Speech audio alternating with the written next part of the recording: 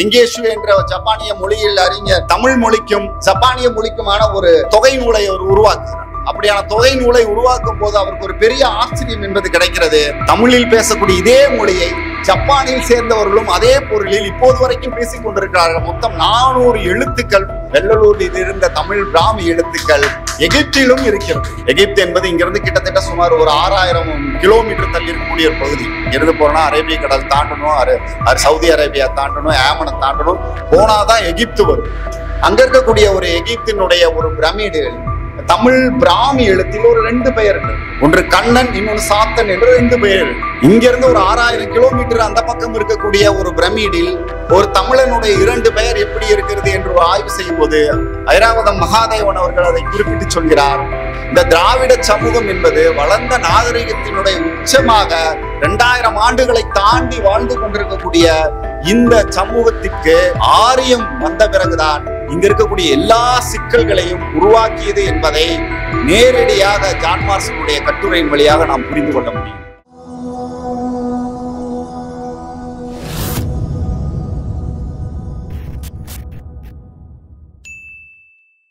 தமிழ்நாடு முற்போக்கு எழுத்தாளர் கலைஞர்கள் சங்கத்தின் சார்பாக மாநிலம் முழுக்க சிந்து சமவெளி பண்பாடு அறிதல் அரங்கத்தை நடத்த வேண்டும் என்று மாநில குழு கேட்டுக்கொண்டதற்குனுங்க தொடர்ச்சியாக மாநிலம் முழுக்க இப்படியான ஒரு அறிதல் அரங்கத்தை நடத்தி வருகிறோம். இன்று தமிழக அரசு சிந்து சமவெளி பண்பாடு குறித்த அறிக்கையை முன்வைத்த ஜான் மார்சல் அவர்களுக்கு ஒரு சிலை வைப்பதாகவும் அறிவித்திருக்கிறது. அதற்கான பூர்வாங்க வேலைகள் நடப்பதாக சொல்லப்படுகிறது. இந்த நிலையில் ஜான் மார்சல் அவர்கள் இந்தியாவில் முன்வைத்த சிந்து சமவெளி குறித்த இந்த அறிக்கையை குறித்து மக்களிடத்தில் ஒரு தெரு பிரச்சாரம் போல வீதி வீதியாக கிராமம் கிராமமாக எடுத்து செல்ல வேண்டும் என்ற அடிப்படையில் நாம் வெள்ளலூர் பகுதியில் வெள்ளலூர் இலக்கிய மன்றத்தோடு இணைந்து இந்த நிகழ்ச்சி நடத்துகிறோம். உண்மையாலுமே ரொம்ப மகிழ்ச்சியான ஏற்பாடாக இருக்கிறது. வெள்ளலூர் என்ற ஒரு பகுதி நாம் ஏற்கனவே தோழர் மணி அவர்கள் சொல்லும் போது ஒரு வார்த்தையை சொன்னார். கோவை என்ற ஒரு பெரிய நகரம் உருவாகுவதற்கு முன்பாகவே உருவாகிய ஒரு நகரம் வெள்ளலூர் என்று சொன்னார். அது உண்மையா மகிழ்ச்சியானது. நான் அதை இன்னொன்னு சேர்த்து பார்க்கிறேன். கோவை என்ற இந்த ஊருக்குள்ள டோல்கேட் என்று வர்றதுக்கு முன்னாடியே 1500 வருஷத்துக்கு முன்னாடி டோல்கேட்டுன்னு போட்டு வசூல் பண்ண ஒரு ஊர் என்பதையும் இந்த இடத்துல நான் நினைவுபடுத்துறேன். தோழர் பாலதண்டபாணி அவர்களுடைய காலந்தோறும் வெள்ளலூர் ரொம்ப முக்கியமான ஒரு புத்தகம். அந்த புத்தகத்தில் ஏராளமான செய்திகள் என்பது அந்த புத்தகம் முழுக்க அப்படியே நிரம்பி கிடக்கிறது. அதை கட்டாயம் வெள்ளலூரை சேர்ந்த ஒவ்வொரு நபர்களும் வாசிக்க வேண்டும் என்று கேட்டுக்கொள்கிறேன். ரோமானியர்கள் இந்தியாவோடு நீண்ட காலமாக ஒரு வணிக தொடர்பு என்பது வைத்திருந்தார்கள். அப்படி வணிக தொடர்பு வைத்திருக்கக்கூடிய ரோமானியர்கள் அவர்கள் திருச்சி வழியாக கடல் கடந்து போவதற்கு மையமாக அங்கங்கே தங்குவதற்காக சில நகரங்களை உருவாக்கி இருந்தார்கள் அல்லது உருவாக்கப்பட்ட நகரங்களில் குடியிருந்தார்கள். அப்படி இருந்த ஒரு பகுதி என்பது வெள்ளலூர் என்ற அந்த புத்தகத்தில் வாசிக்கும் பொழுது வெள்ளலூருக்கான அந்த நீண்ட தொடர்பு 1500-2000 வருஷமாக இன்னும் அது சிந்து சமவெளி பண்பாட்டிலிருந்து இப்போது வரைக்கும் நீடிப்பது என்பதுதான் இந்த பகுதி இந்த நிலத்தினுடைய ஒரு பெரும் பெருமையாக நினைக்கிறேன். நீங்க இங்க கிடைச்ச இந்த செப்பேடு கிட்டத்தட்ட 11ஆம் நூற்றாண்டில் கிடைத்த செப்பேட்டு தமிழ் பிராமி எழுத்துகளில் வெள்ளலூர் குறித்தான குறிப்புகள் இருப்பதை தோழர் அவர்கள் அந்த புத்தகத்தில் சுட்டி காட்டினார். இப்படி பல பெருமைகள் நிறைந்த ஒரு ஊரில் இப்படியான ஒரு நிகழ்ச்சியை சிந்து சமவெளி குறித்து ஒரு தொல்லியல் குறித்தான வாழ்வை நாம் வாசிக்க வேண்டும் என்பதற்காக ஏற்பாடு செய்யப்பட்டக்கூடிய இந்த அறிதல் அரங்கம் என்பது நம்முடைய காலந்தோறும் கலை இலக்கிய செயல்பாட்டினோட ஒரு தொடர்ச்சியாகத்தான் பார்க்க முடிகிறது. நீ கீழடி என்ற ஒரு ஆய்வு முடிவுகள் வந்ததுக்கு பிறகு தொல்லியல் குறித்து ஒரு பெரிய வாசிப்பும் அது குறித்து தெரிந்து கொள்ள வேண்டும் என்ற ஒரு ஆர்வமும் எல்லா இடங்களிலும் மேலோங்கி இருக்கிறது. குறிப்பாக கல்லூரி மாணவர்கள் சமீபமாக ராஜேந்திரன் அவர்கள் பேசும்போது இந்த விவரத்தை சொல்லுவார். கல்லூரி மாணவர்கள் தொடர்ச்சியாக அங்க இருக்கக்கூடிய தொல்லியல் ஆசிரியர்களை அழைத்து கொண்டு ஒவ்வொரு இடமாக போய் சுற்றி பார்க்கிறது. ஒரு இடத்தையும் எப்படி மனிதர்கள் வாழ்ந்தார்கள், எப்படி நாம் இந்த இடத்துக்கு சேர்ந்தோம், இப்படி சேருவதற்கு முன்னால் நாம் எவ்வளவு சவால்களை நாம் சந்தித்தோம் என்று பல்வேறு விவரங்களை தேடி தேடி தேடி மாணவர்கள் போனார். இங்க இருக்கக்கூடிய குமுட்டிபதி என்ற இடத்துக்கு நாங்க போனோம். இங்க இருக்க பிஎஸ்சி கல்லூரி மாணவர்களோடு சேர்ந்துதான் நாங்க எல்லாம் போனோம். அப்படி போகும்போது அந்த குமுட்டிபதியில அங்க ஒரு வெள்ளை ஒரு பெயிண்ட்ல ஒரு வரைஞ்ச ஓவியம் இருந்தது. அது பெயிண்ட்னா அங்க இருக்க ஒரு கலவை, எங்க இருக்கக்கூடிய புல்லு வேர்கள் இது எல்லாத்தையும் கலந்து ஒரு வரைஞ்ச ஓவியம் இருக்கு.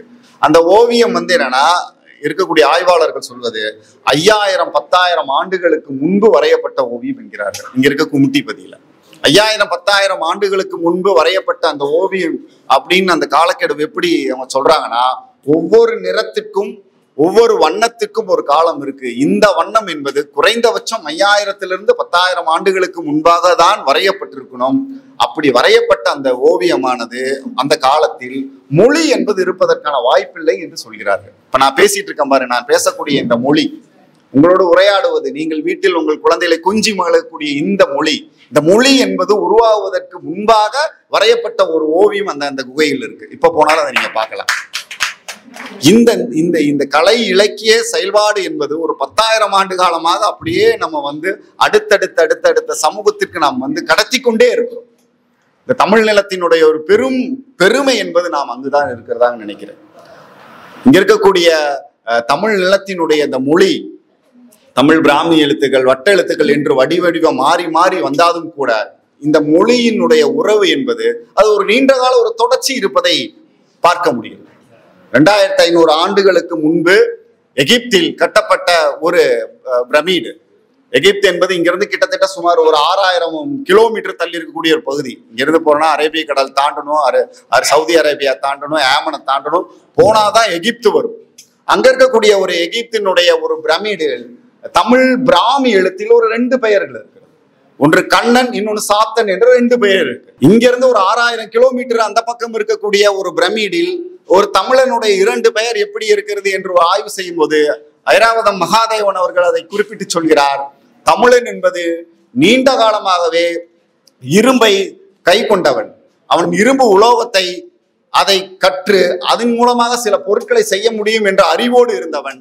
இந்த 2 பேரும் சாத்தனும் கண்ணனும், இந்த 2 பேரும் அந்த பிரமிடு என்று கட்டுவதற்கான அந்த கற்களை உடைப்பதற்கான உளியை செய்து கொடுத்தவராக, அங்கிருந்து அதை மேற்பார்வையிட்டவனாக கட்டாயம் இருந்திருக்கிறதுக்கான வாய்ப்பு இருக்கிறது. அவர்களை மரியாதை செய்வதற்காக எழுதப்பட்ட பெயர்களாக அது இருக்கலாம் என்று சொல்கிறது.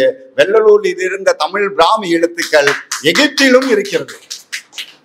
இந்த ஒரு நீண்ட பாரம்பரியம் இருக்குல்ல, இந்த ஒரு பெரிய தொடர்ச்சி இருக்குல்ல, இந்த தொடர்ச்சி என்பது அப்படியே நாம் எல்லா இடத்தையும் பொருத்தி பார்க்க முடியும். எங்கேஷு என்ற ஜப்பானிய மொழியில் அறிஞர் ஒரு தமிழ் மொழிக்கும் ஜப்பானிய மொழிக்குமான ஒரு தொகை நூலை அவர் உருவாக்குகிறார். அப்படியான தொகை நூலை உருவாக்கும் போது அவருக்கு ஒரு பெரிய ஆச்சரியம் என்பது கிடைக்கிறது.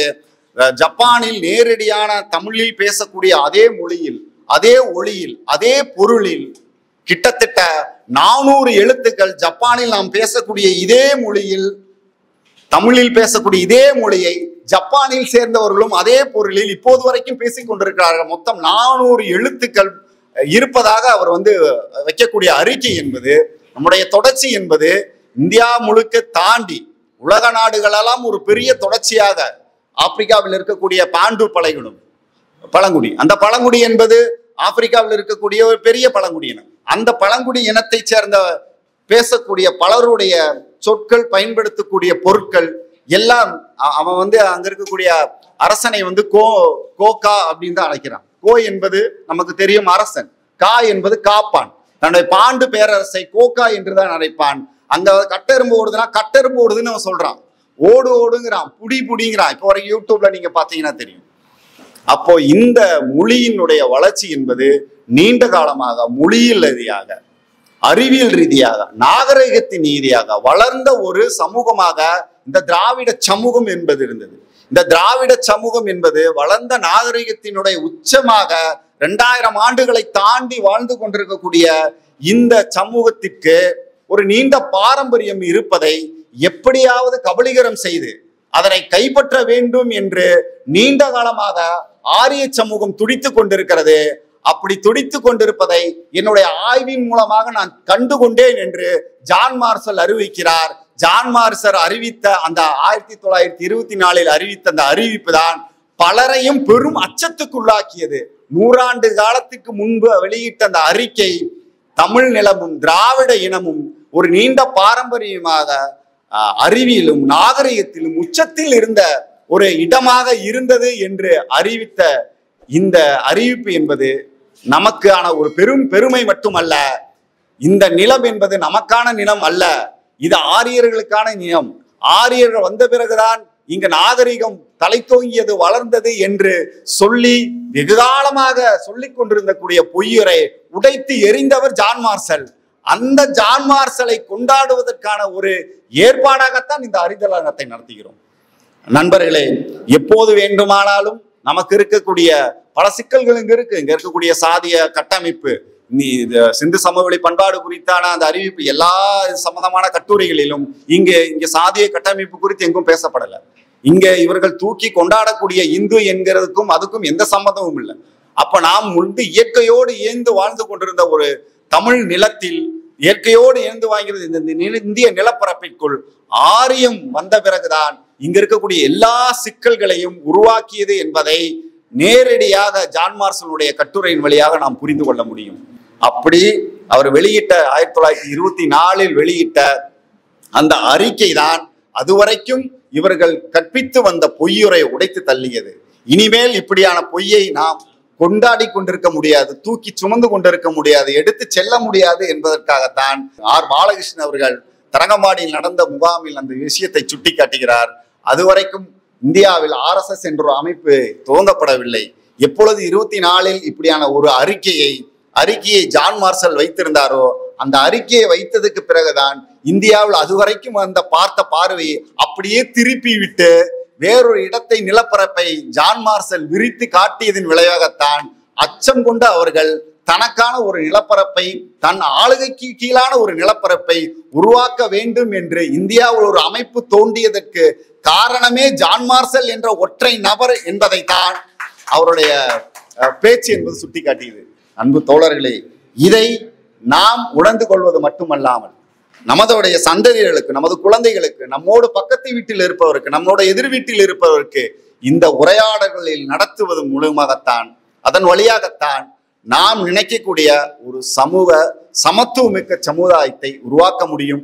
எல்லோருடமும் உறவு கொள்ளக்கூடிய ஒரு சமூகத்தை, மனிதர்களிடத்தில் அறம் சார்ந்து இயங்கக்கூடிய ஒரு மனநிலை ஏற்படுத்த முடியும். அதற்கு நம்முடைய பண்பாட்டில் இருக்கக்கூடிய சிக்கல்களையும் பேச வேண்டும், அதே நேரத்தில் இங்க இருக்கக்கூடிய நம்மளுடைய வளத்தையும் பேச வேண்டும் என சொல்லி நிறைவு செய்கிறேன். நன்றி, வணக்கம்.